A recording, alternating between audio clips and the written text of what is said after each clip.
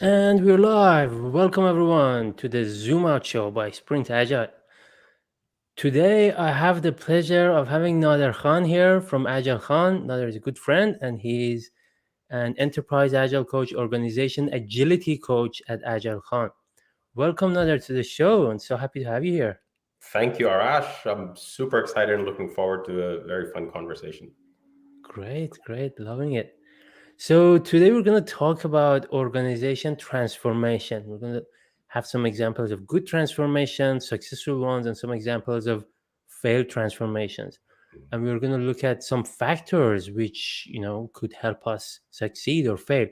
But ultimately, what we're interested today, the purpose of this conversation, to have a look at the fundamental approach that we could take towards transformation. And there are two different fundamental approaches. One of them are usually more successful, the other one is usually less successful, and we're going to talk about that as well. So Nader, tell me a little bit about transformation. I mean, it's a new buzzword here, and everyone's talking about it, and all companies are going through transformation. What's happening? Yeah, you're absolutely right. It's been a buzzword for a good 10 years now. And a lot of organizations are going back for seconds and thirds, in their transformation journey. Um, where the word comes from, probably some big consultancies. I wouldn't name names, but that's where the name comes from. But essentially, what it is tackling a problem that an organization may be having, and then taking them through a journey, and hopefully to a better future on the other side. Is how it's sold or played out, basically.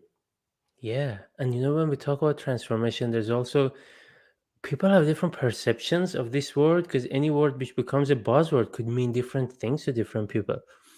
And we could just add a suffix to it, make it agile transformation, digital transformation, cultural transformation. There's all sorts of various. And I what we're agree. going to talk, yeah, and what No, we're I going to was talk I was about going to today. say, when we talk transformation, and people say, "Why do transformations fail?" or "Why do they succeed?" A lot of times, those two people aren't talking about the same thing. So, absolutely, you're right. The definitions matter. When we are saying, "Yeah, they fail," and everyone's sort of agreeing in unison, are we talking about the same thing? Sorry, I cut you Absolutely. off earlier. No. That's okay. Completely fine. Feel free to cut me off anytime. So when we say transformation, and what we're going to talk about today about success and failure of transformation, it I mean, we are going to probably look at it from more of an agile transformation point of view, but ultimately it's the same thing. So, irrespective of the type of transformation that you have, be it digital transformation, organizational transformation, merger and acquisitions, reorg, agile transfer, or whatever type of transformation it is, this approach that we're going to talk about applies to everything, right? I agree. Yes. Yep. Digital transformation or otherwise cultural. Mm. Um, at the end of the day, at the heart, I believe, is you may be tweaking processes or you may be influencing some policies or structure. But as Dr. Ahmed Sidki says, right, at the end of the day, any organization, the culture is sort of governed by these five things. You have your leadership, you have your strategy, you have your structure, you have your processes, and then the people, the teams. And Mhm. then all of that makes up the ecosystem that influences the culture. And when we talk transformations, we're actually essentially tweaking that culture, right? Or Mm. influencing the ecosystem to influence the culture, essentially. Mm. I really like what you said. And by the way, Ahmed Sidki, I'm a big fan of his work as Yeah. well. So there's five things, right? Correct me if I'm wrong. We got leadership, we got Yeah. strategy, we got processes. What else was it? Yeah, Fourth one? structure. Structure and the teams, right? Yeah. So And the the people. humanistic part and then the non-humanistic part combined make up the culture. Absolutely. And these five things create the ecosystem, right? Correct. Perfect. Now tell me a bit about, what are some reasons that you think transformations fail? Yeah, very, very good point. So I'm gonna invoke a good friend of mine, Craig Kimball, who's another thought leader in this space, and him and I we work together, and we we're studying all these organizations where we've had collective success and we've had failures. Like, what was that secret sauce? And we came up with this concept. If you've heard about the Kepler probe that is out in space looking for life, right? It's looking for Yes. planets. Exoplanets. Yeah, exactly. And the way it does it is it looks for habitable zones. So the planet has to have first of all fundamental components to sustain Mhm. life, right? So the carbon and oxygen and water, but also where that celestial body exists. If it's too close to its closest star, it would burn. If it's too far, it's just an ice rock. And so it has to be just right. We called it the Goldilocks zone. And Mhm. so to answer your question, why do transformations fail? We believe not every organization is always ready for a transformation. There is a thing called a Goldilocks zone, Mhm. and what constitutes the characteristics that may predict success or failure.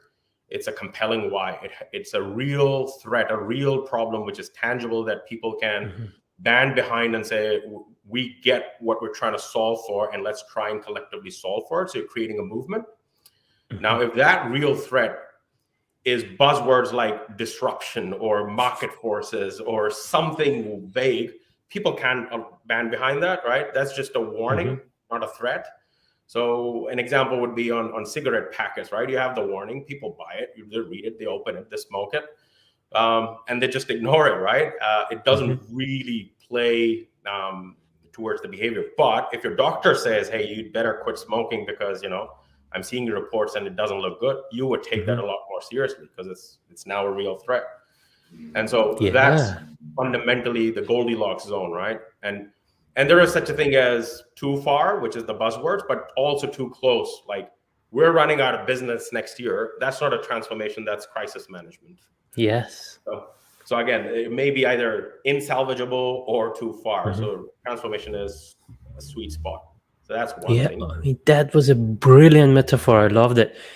A lot of organizations, not all of them, of course, but a lot of organizations, why they're doing transformation? Because everyone's doing the Because transformation, or everyone's because they doing it. have to do something, right? How are we going to show the shareholders that we are on track? That's But right. it's not super clear. Like you're on the spot. That example of a cigarette, it was very nice. Now, a lot of times organizations do have a compelling why Hmm. and communicate it really well, and it's very clear why we're doing this, but they still not get really good results. The transformation, they do it, but they improve some stuff definitely, but it's not really that amazing thing that they could get out of it. So what about that? I know we talked about the Yes. fundamental approach to transformation. So tell us a bit Correct. more So about you that, and I, please. we share the same sort of thinking about this, that the word transformation itself, while it's stuck, what we're actually doing is more evolution. It's more transition. And so one of the reasons why transformations fail is we run it like a program, we run it like a project, and we think we can predict outcomes, put a timeline or a clock on it, and then work people towards that timeline. So there is a before and a middle and an after, and it's almost linear. But an organization is a complex adaptive system, right? It's got fuzzy boundaries. It's got humans who interact differently, and it has its own unique culture and an identity. And so, what we should be doing is influencing a transition or an evolution, and not a transformation.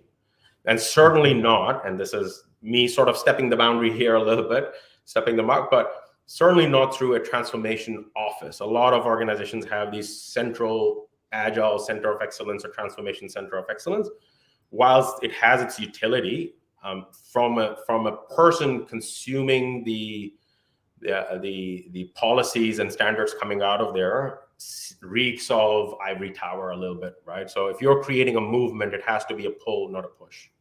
Mhm. So that's a core reason, That one of the reasons I that would say. was really, I mean, a few key points that you pointed out there. Let's unpack them one by one.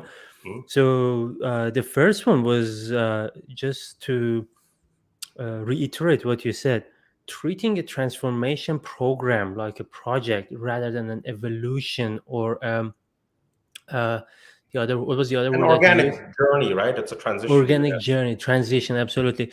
So treating it like a project would mean something like, well, we have to transform, we have to achieve these outcomes, right? How do we achieve those outcomes? Organization needs to look like this. So that's our end state. That's where we want to be. How do we get there? We have to go through these steps, change this series. Let's come up with a plan for it. and this plan is going to take us, well, we have to be there in the next year or something. Come up with a plan. What do we have to do? How long is it going to take? Now we hire people, change managers, and set up a transformation office, and hopefully that's going to get us there. That approach to transformation is where the majority of the failures or Yep. low quality, poor outcomes come from. To the alternative, which is evolution, which we're going to talk about in a few minutes. Is that right so far? Did I get it right? Yeah, I think you've got it spot on. I mean, it's easy to document. You can put it on a pack, PowerPoint, or write it up on a whiteboard, so it's easy to sell. It's tangible. So those are the reasons why there is a fallacy there of predictability.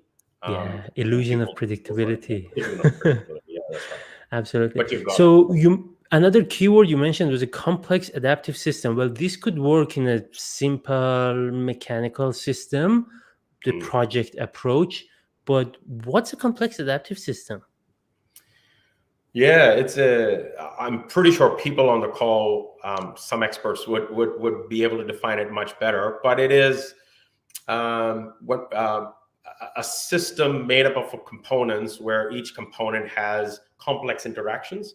And so it's very hard to predict just in advance how those interactions would lead to a predictable outcome. Like an organization of human beings, where we have multiple functions, departments, and a client on the other side, and individuals and experts, how we come together to solve a problem, you can't really predict that. So the boundaries or the line between cause and effect isn't always predictable or obvious. Yeah. Or in other words, the sum is greater, the whole is greater than the sum of its parts, right? Yeah, much better explanation. Yes. No, Yes. you did great. So No, I agree. Yeah. in a complex adaptive system, basically what happens is you touch it here, it's gonna have there's just so many variables, so many attributes and interactions between the components of the system that it would result in something maybe there or there Right. in a year, that you couldn't Right. even think about, that you couldn't even imagine, right? Yes. And you said in a year, which was also a very key point, a time. When we talk about transformations, people put a clock on that. So we're here. Here's a maturity chart. We need to be here next year, and then over there the year after. And the problem with putting a clock on maturity is that's not how maturity works, or that's not how people work. You can get compliance on a clock. You can say, I want you compliant by X date, and then compliance, more compliance still on date Y. But you can't get people mature in that stage. And example I give is my son, for example, who's 12, I should know his age, is 5 feet 2 inches, right? He's going through a growth spurt, and I'm like, I can't put a target on him and say, well, you're 5'2" now. Next year, I want you to be 5'5". That would be putting a clock on maturity. What I can do is provide him with the right nourishment and exercises. Some of it is DNA, but provide the environment for him to stand a chance of growing to 5'5" if it's in his DNA, right? That's more evolutionary transition, organic, than putting a clock and setting targets. Well, that was a brilliant metaphor. I loved it. And it doesn't mean that you're not going to achieve the outcome. Yeah, your son's going to grow, and approximately, how much, but you can't put a centimeter and say by this date I'm going to be there. Exactly. Yeah.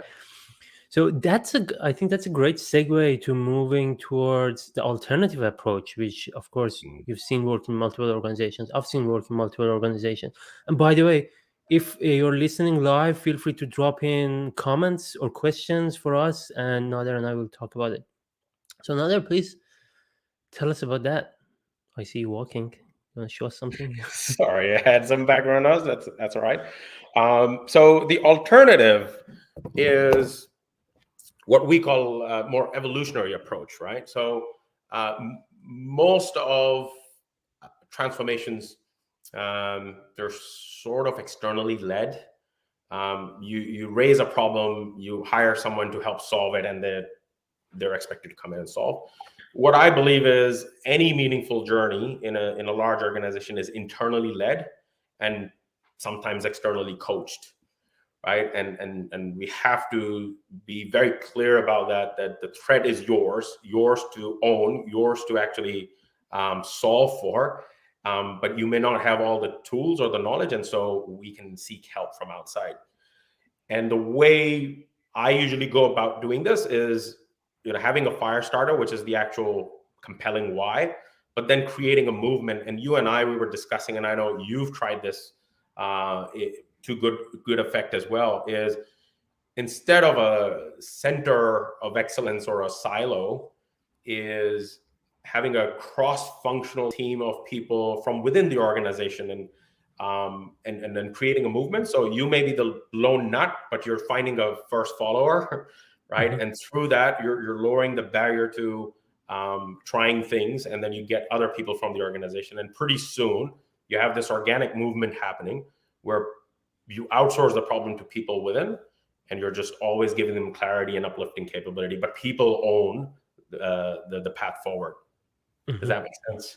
Yeah, absolutely, absolutely. And the example that I was going to give was, this is, I dare say, the most successful transformation program that I've ever seen. Incredible outcomes, incredible outcomes. And what they did was, of course, as you said, it was internally driven, coached externally by experts, but these experts weren't coming and telling people what to do. They were just Mm-hmm. there to ask questions and guide the Mm-hmm. people to ask the right questions, basically, and create that wonder and awe in the team, and create this satisfaction, basically, create the drive for change. And what happened was, there's a cross-functional, very small cross-functional team, less than 10 people. They were taken out of their day jobs, and this Mm-hmm. was, when I say cross-functional, it's not like a software developer and a BA and a tester. It's a software developer, an operational person, a finance person, HR person. So it's ultimate cross-functional across the entire enterprise, entire company, right? Put in a room together. They were given X number of months, and in the first few weeks of that X number of months, all they were doing is to understand. So they would spend time, learn things, and just basically understand the entire complex adaptive system that you're talking about, Mm-hmm. especially from the outside in perspective, from the customer's perspective, not from the inside out perspective, from the management perspective. And then after that, they came up with a new way of working, Mm. and this became the model office. And once the model office proven a point and shown results that is performing much better than the rest of the organization, slowly and slowly people started moving in and getting trained by this small team into this new Mm. way of working. And yeah, over time it grew and grew up until it consumed the entire company. Yeah, a And great point. And earlier I said evolution over or transformation, and then transformation is often just a linear approach. Um, don't get me wrong, you need to have a compelling why that is the aim, right? You still need clarity of where you're headed, because if you don't know where you're going, every road will take you there, right? But the way you get there, that's where you have to sort of how Dr. Alistair Coburn says, right? You probe the real world and you see what comes back, and then if it's actually working, amplify the experiment. If it's not working, dampen it. But that's yeah. a cross-functional team trying to get to that target Mhm. collectively through a movement. That's really Absolutely. mm, Absolutely. And some of the fears that I've seen in the people's faces when we talk about these kind of evolutionaries, they don't say, "Oh, but we don't have time. We have to get it done, quick." Well, my response is usually, fair enough. It doesn't have to take years and years. It can be quick, but mhm, you can't define the end state and go about building it. That would be a correct. project approach, right? You can still That's have a right. model office and experiment, but the Right. quick way as well. What do you think? I agree. I mean, Mm, if there's nothing more powerful than having your people's buy-in into a movement, right? mm, Once you've created a movement, it would almost be out of your control, right? If as long as you've given clear boundaries and identified the target, mm. you know, you just trust your people. You invest in your people, human capability, and then trust them to actually help you get there. So Mhm. time is often, once you get momentum, is a multiplier effect, and then you pick up momentum and you get there. And it's not like it hasn't happened, right? So there are examples of really good ones. You mentioned one. I know quite a few where the threat was real. If you don't do this in 5 years' times, we're out of a business. We might have to let go 10,000 people, right? It's a large organization I'm talking about. Mhm. And they ended up letting go a few people. That was the sad part. But they turned the ship around, and in many years they hadn't turned a profit, and they posted a profit, right? Yeah. And doing that by actually serving the customer. So there's examples where this sort of movement actually did get us there, Mhm. and got us much sooner than we would have predicted. Yeah, definitely. Absolutely. Now, I have a few questions, but before going to questions, I want to talk a little bit also about the transformation office, what you mentioned. I think that was really interesting. So tell me a bit more. Why, and I agree with you, but why do you think transformation offices are usually the wrong path to go down to? Yeah, so they're always wrong. So you do need s- some sort of guardrails around the chaos you're about to create in the organization, right? So Hmm. you need some structure. You need a scaffolding for the organization to be able to experiment within. And so transformation office, as long as it's serving the purpose of providing those guardrails and helping govern the interactions, that's good. But it's Hmm. very easy and to overstep that mark, Hmm. How and would, become the authority, right, of what good looks like. And people despise yes, that. No one would want one group of people telling the rest what good looks like, and we know it, and we're going to mold you into that. Then that's compliance. That's not a movement. So absolutely brilliant. So yeah, it's so that's the not, difference. But I do think that you still need a transformation office. It's just the way it's implemented is what I'm contesting, not the mm, actual office. yeah, I mean, that was absolutely brilliant. So is, as you said previously, is people making people feel that it's done to them, right? Mm. Instead of them coming up with whatever the solution is decided by some group of people. Maybe they were consulted, but most probably they weren't even consulted. And this Mhm. is the way you do the work. And yeah, Mm. I think in our line of work, your job and my job as consultants or coaches is to actually make ourselves redundant. yeah, So once we join a movement, and once the movement takes over, they should just pat us on the back and say, "Yeah, thanks for your help, but we don't need you anymore." And that's what we should be working towards. Our success is that the customer says, "Bye, we don't need you absolutely. anymore." Yeah.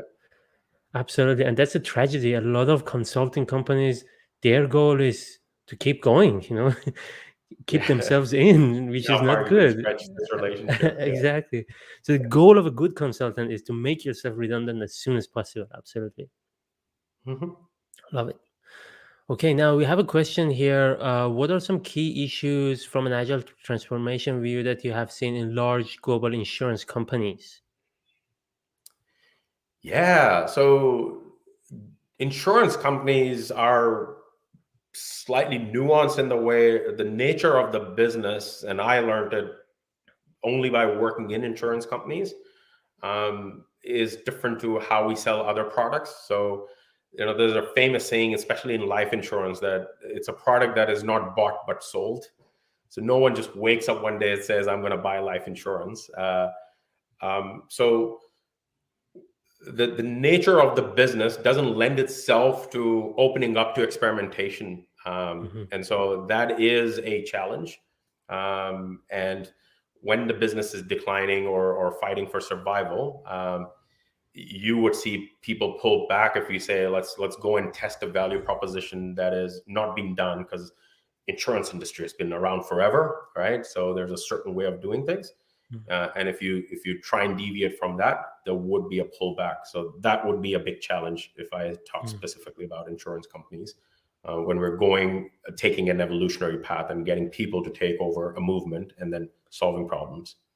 So it's like your example of a cigarette warning, right? Correct. Yeah. You gotta transform, but how much you really feel it, right? Yeah, but it's always worked. So why should we? Like, if it's not broken, why change it? That sort of stuff. Yeah. Exactly. But the problem is it is broken, but it's far and it's not in our face broken, right? It's underneath Correct. and we don't, yeah. Hmm. So what's your approach in, dealing with this issue? How do you usually go about solving Well, this? a few things are super important, especially in an industry where the industry itself is dying. It's not the company's problem, right? It's the industry that's sort of in decline. Um, that first and foremost, the leadership of that organization have to be aligned, and this is something I can't coach. That has to be sort of um, agreed upon by the group. They have to agree. We have to fundamentally rethink what we've been doing, and then stand together as a unified sort of front.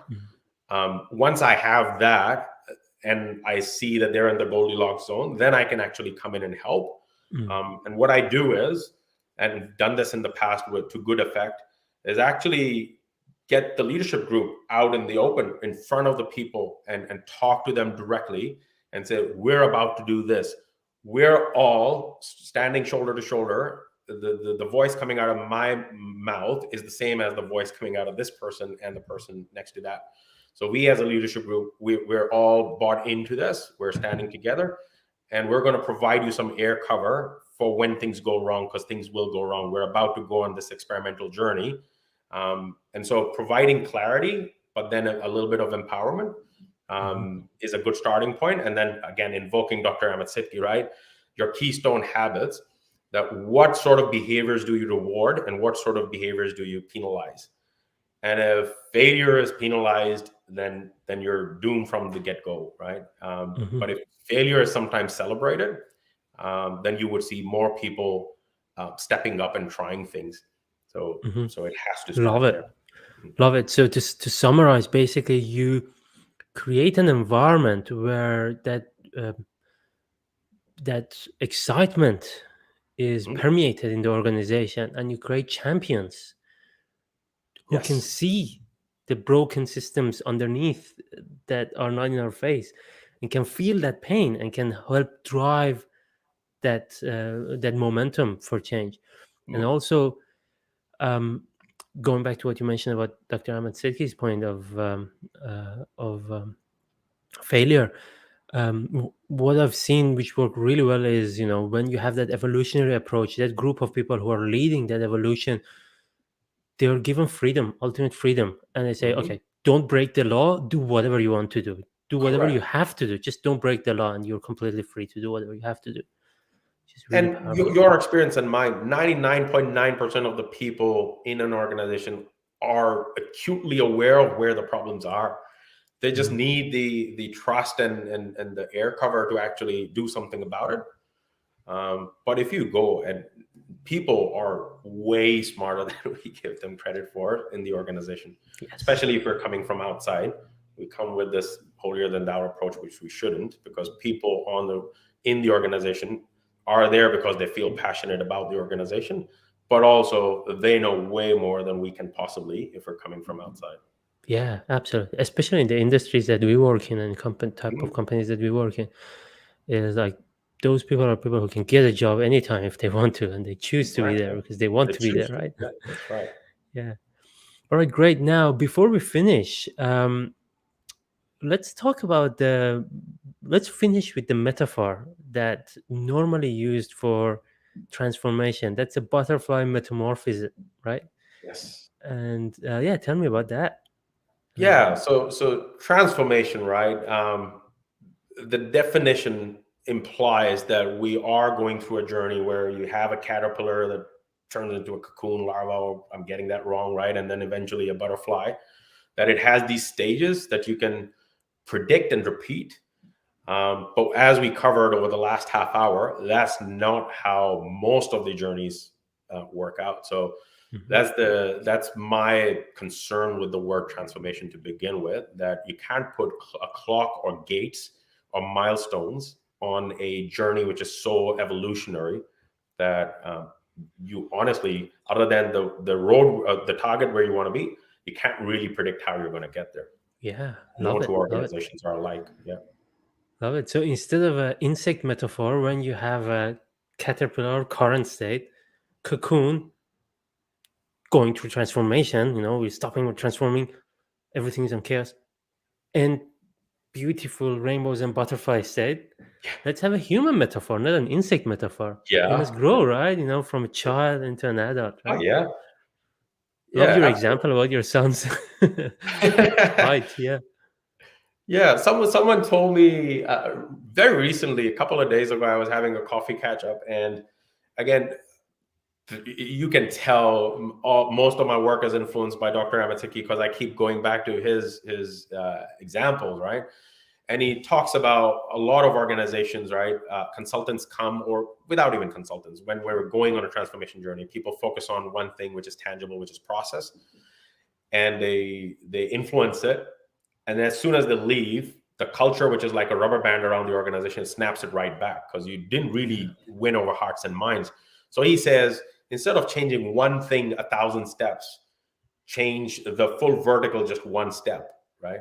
Mhm. And someone gave an example to me. He said, when you stretch an image just willy-nilly, you distort the image. But if you keep the aspect ratio and stretch it, right, then you keep the whole thing intact. And I love that metaphor.